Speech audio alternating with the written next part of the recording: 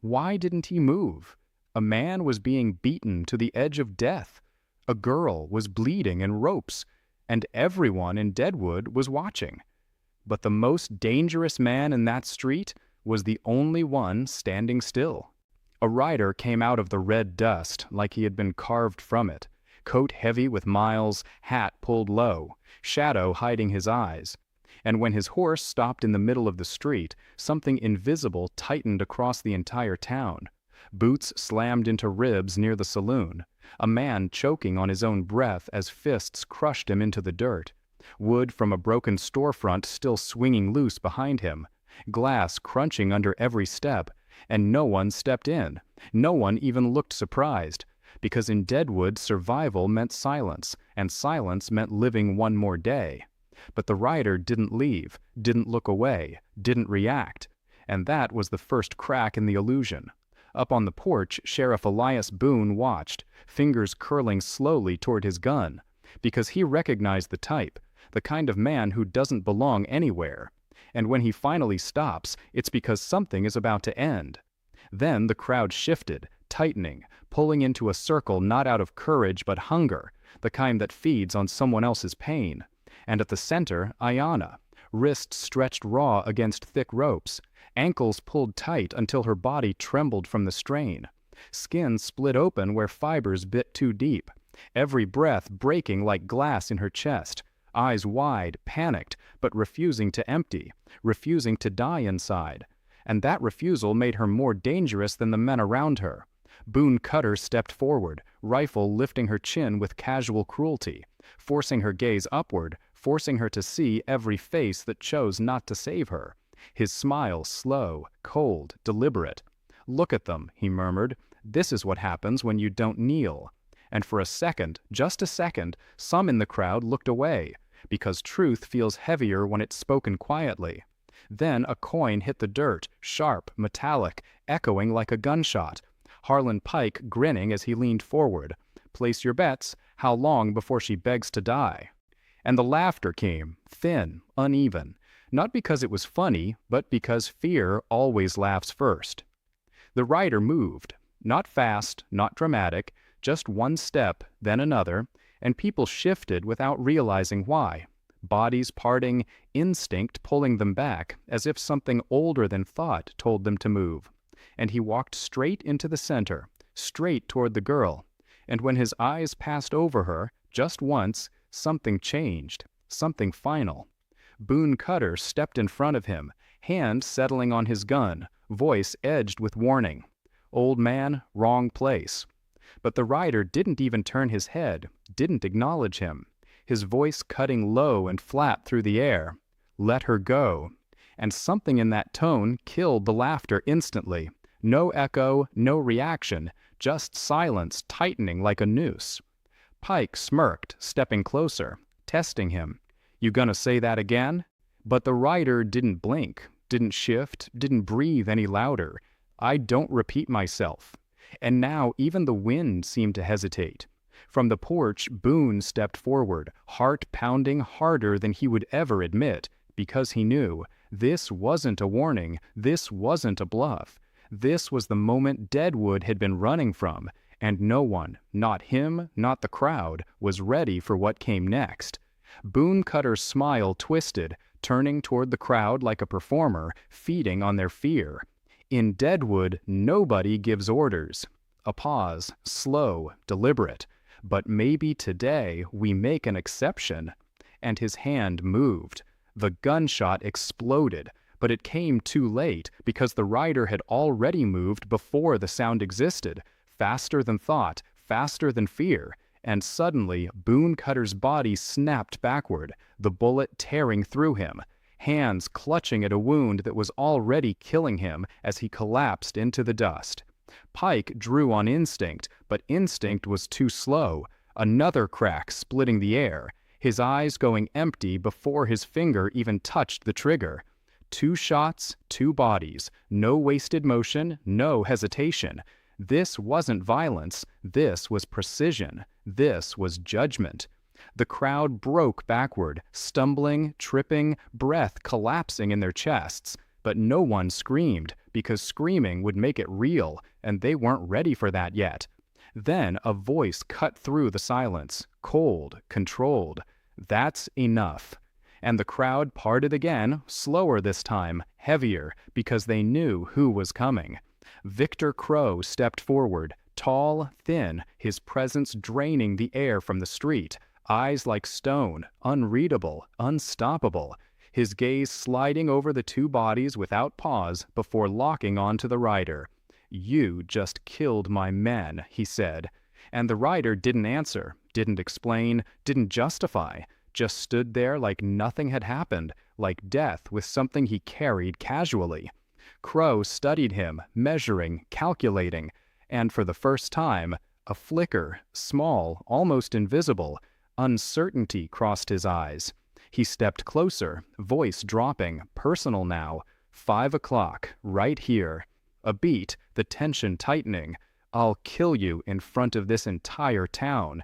And then he turned, just like that, his men following without question, leaving behind a silence that felt heavier than the gunshots. The rider holstered his weapon without looking at the bodies, without looking at the crowd, and walked straight to Ayanna, knife flashing once as the ropes fell away, her body collapsing instantly, but he caught her before she hit the ground, steady, controlled. "Can you walk?" She couldn't speak, but she nodded, and that was enough. He led her through the crowd, and this time people didn't just step aside. They avoided him, eyes dropping, because now they understood something they couldn't unsee. He wasn't part of their fear. He was the end of it. Across the street, Sheriff Boone stood frozen, hand locked on his gun, because now the truth was undeniable. By 5 o'clock, Deadwood wasn't going to watch anymore. It was going to burn. There was still time to leave. That's what everyone told themselves. Maybe he would ride away. Maybe Crow would cancel it. But deep down, they all knew the truth. This wasn't something you escape. This was something you survive. If you can. The street emptied early. Doors shut one by one. Curtains moved just enough to watch. No one wanted to see it, but no one could stop watching. Outside Martha Hale's saloon, the drifter stood alone. Not leaning, not hiding, not moving, just standing in the open, calm, ready, like a man who had already decided how this would end. Inside, Ayanna lay on the table. Her wounds were wrapped, but her body still trembled. Her eyes never left the window. She watched him, waiting, trying to understand. Martha worked in silence, her hands steady, controlled. Then she spoke quietly. "Do you know what he's doing?" Ayanna didn't answer. Martha glanced at the window once. "He's not waiting," she said. "He's pulling them in." That sentence hit harder than a gunshot. Across the street, the sheriff's door opened. Elias Boone stepped out, slow, heavy. This time, he didn't stop. He walked into the street. He stopped beside the drifter. Neither man looked at the other. "You still have time," Boone said. "You don't have to do this." The wind moved between them. Dust lifted at their feet. The drifter didn't turn. "Neither do you," he replied. Boone's jaw tightened. 2 years of waiting sat behind his eyes. 2 years of writing names, watching people die, doing nothing. "I was waiting," Boone said, "waiting for the moment to end it." The drifter finally shifted slightly. Then stopped waiting. Silence again. Then hooves. Far away at first, then louder, closer. Every hidden eye turned, every heartbeat slowed. Shadows stretched across the dirt. Then they appeared. Victor Crow rode in first, cold, controlled, untouched. Behind him, 6 men, armed, spreading out as they stopped, forming a wide arc, not surrounding, controlling, cutting off escape. No one spoke. No one moved. This wasn't a fight anymore. This was an execution. Crow looked around. Empty street, closed doors, watching eyes. He smiled slightly. "Look at them," he said. "Not one of them thinks you're walking away." The drifter said nothing. That silence was the first crack. Crow stepped forward slowly. "This isn't a duel," he said. "This is a lesson." The wind stopped. The dust settled. Everything tightened. Then it happened. A small movement. One of Crow's men reached for his gun too early. Fear made him fast, but not fast enough. The drifter moved. One shot. The man dropped before he could fire. Silence hit again. Harder. Another man panicked, raised his weapon. Second shot. He fell instantly. Two men gone in seconds. The formation broke. Fear spread. Someone fired wildly. Missed. The drifter stepped forward. Calm. Precise. One shot. Chest. Another shot. Throat. Another man tried to run. He didn't make it 3 steps. Dust rose. Smoke filled the air. It was over before it felt real. Only one man remained. Victor Crow. He stood still. Didn't draw. Didn't run. A thin line of blood ran down his shoulder. Not fatal, but enough. The drifter stood a few yards away. Gun steady. Silence stretched. Crow smiled. But it wasn't confidence anymore. It was recognition. "You're not just a drifter," he said. "Who are you?" No answer. Just silence. Then footsteps. Sheriff Boone stepped forward. Gun raised. Hands steady. "It's over," he said. And this time, he meant it. Crow's eyes shifted. Calculating. For the first time, he hesitated. He could still pull the trigger. That was the terrifying part. Even now. Even surrounded. Even bleeding. Victor Crow still had time to kill someone before it ended. And every person in Deadwood knew it. The street held its breath as if one wrong heartbeat could start it all again. Dust hung in the air, unmoving, gun smoke curling like ghosts that hadn't decided whether to leave. And in the center of it, 2 men facing the last choice neither of them could escape. Crow's eyes flicked once, measuring distance, angle, timing, calculating faster than fear, because men like him didn't survive this long by hesitating. They survived by choosing the exact moment to end everything. Sheriff Elias Boone stood firm, gun locked on target. But his mind wasn't still.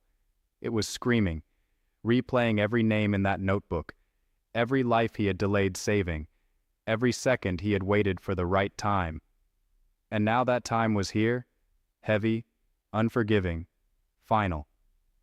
The drifter didn't move, didn't interfere, didn't even shift his stance, and somehow that was the most dangerous thing of all, because it meant he didn't need to.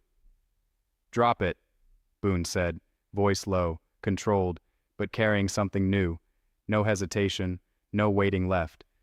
Crow's lips curled slightly, not in arrogance, but in understanding, because for the first time he saw it.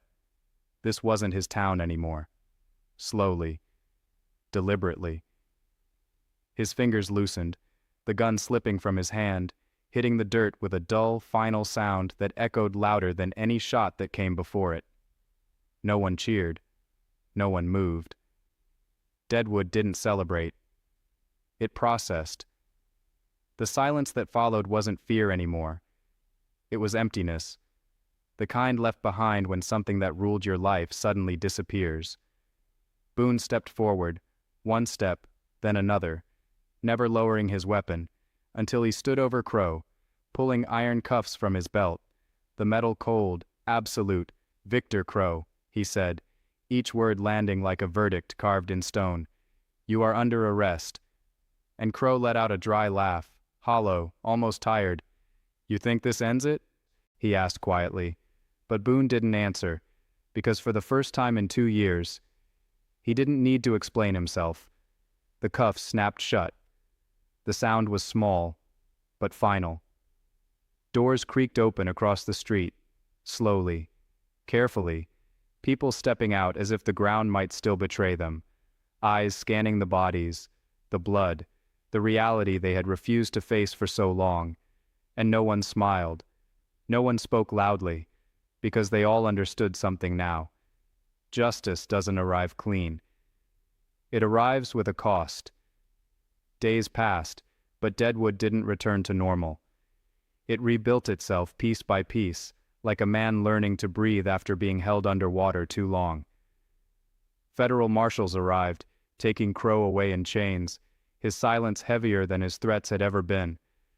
The black vultures hunted down one by one, names crossing off the sheriff's notebook that had once felt endless, until only one page remained. Inside his office, Boone stood alone, staring at that final page, the weight of victory sitting wrong in his chest, because he knew he had won too late. The door opened behind him, a marshal stepping in, eyes carrying news that didn't need words, but he said them anyway. "We found your son." A pause, too long, too heavy, at the old mining site, and the room seemed to shrink, the air thinning as Boone's hand tightened on the edge of his desk, not shaking, but not steady either. He nodded once, slow, controlled, because breaking now wouldn't change anything, and that was the cruelest part of all.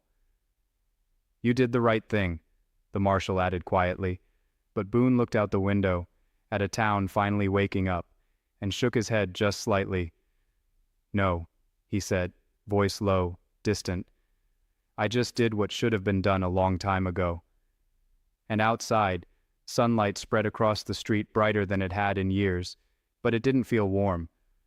Out front of Martha Hale's saloon, a horse stood ready, reins tight, dust shifting beneath its hooves, and beside it, the drifter, already preparing to leave, because men like him never stay where the ending happens. The door opened, Ayanna stepping out, stronger now, wounds still visible but no longer defining her, her eyes clearer, sharper, no longer afraid. She stopped in front of him, searching his face for something, an answer, a name, a reason, but found none. "You didn't have to do this," she said softly, and for a moment the world felt quiet again, like it had at the beginning, like everything could still change. The drifter adjusted the saddle, not looking at her. "Out here," he said slowly. "Some things have to be done." And that was all. She stepped closer, refusing to let it end that easily. "Who are you?" A pause, just long enough to matter. He turned, finally meeting her eyes, and there was no coldness there, but no promise either. "Just someone passing through," he said, and that answer felt heavier than any truth. Across the street, Sheriff Boone watched, not stepping forward, not calling out, because he understood now. Some men don't belong to places. They belong to moments. Ayanna climbed onto the horse, the drifter mounting behind her, and without another word, without a final look back, they rode out into the red dust, fading slowly until they were nothing more than silhouettes. Then gone. The wind moved through Deadwood again, lighter this time, carrying something new. Not fear, not relief, but memory. Because people would forget the sound of the shots, the smell of the smoke. But they would never forget the day a man stood still in the middle of the street and ended everything.